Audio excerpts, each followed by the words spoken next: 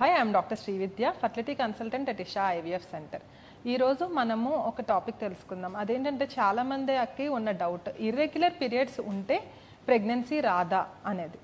So first మనము అసలు irregular periods అంటే ఏంటో తెలుసుకుందాం. సెకండ్ వచ్చేసి ఇర్రెగ్యులర్ పీరియడ్స్ ఎందుకు వస్తాయి, అండ్ దెన్ థర్డ్ వచ్చేసి ఇర్రెగ్యులర్ పీరియడ్స్ ఉంటే ట్రీట్మెంట్ ఏంటి అనేది.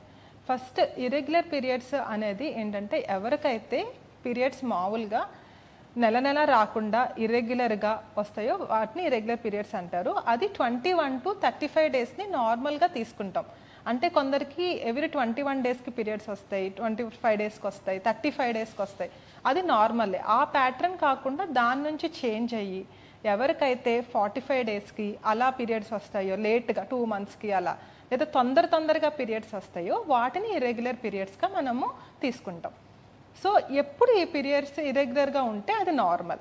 ఒకటి వచ్చేసి అది మనకి నెలసరి స్టార్ట్ అవ్వగానే, అంటే ఏజ్ ఆఫ్ మెనార్కి జస్ట్ 13 years 14 yearsకి ఎప్పుడైతే వారికి పీరియడ్స్ స్టార్ట్ అవుతాయో వాళ్ళకి ఇది రెగ్యులరైజ్ అవ్వడానికి చిన్నపిల్లలకి టైం పడుతుంది. ఎందుకు అంటే వాళ్ళకి హార్మోన్కి బ్రెయిన్కి ఉండే కనెక్షను అది రెగ్యులరైజ్ అవ్వడానికి కొంచెం టైం పడుతుంది. ఆ టైంలో పీరియడ్స్ కొంచెం ఇర్రెగ్యులర్గా ఉంటాయి. అప్పుడు don't worry. And then next వచ్చేసి ఏంటంటే ఎవరికైతే డెలివరీ తర్వాత ప్రొలాక్టిన్ హార్మోన్ ఎక్కువ ఉండి ఆ టైంలో కూడా పీరియడ్స్ కొంచెం ఇర్రెగ్యులర్గా ఉంటాయి. ఫీడింగ్ ఇచ్చేటప్పుడు, ఫీడింగ్ అయిన తర్వాత కొంచెం సెటిల్ అవ్వడానికి టైం పడుతుంది. అది కూడా నార్మలే. సో ఈ 2 టైంలో కూడా అంత కంగారు పడద్దు.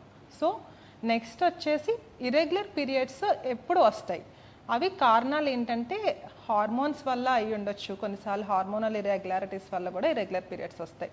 సో అలాంటప్పుడు మెయిన్ ఏంటంటే thyroid, prolactin hormone, and then menstrual hormones, ఇవనేవి చూసుకుంటాం. నెక్స్ట్ వచ్చేసి ఎవరికైతే ఓవులేషన్ ఎవ్రీ మంత్ అవ్వదో వాళ్ళకి మెయిన్గా ఇర్రెగ్యులర్ పీరియడ్స్ వస్తాయి.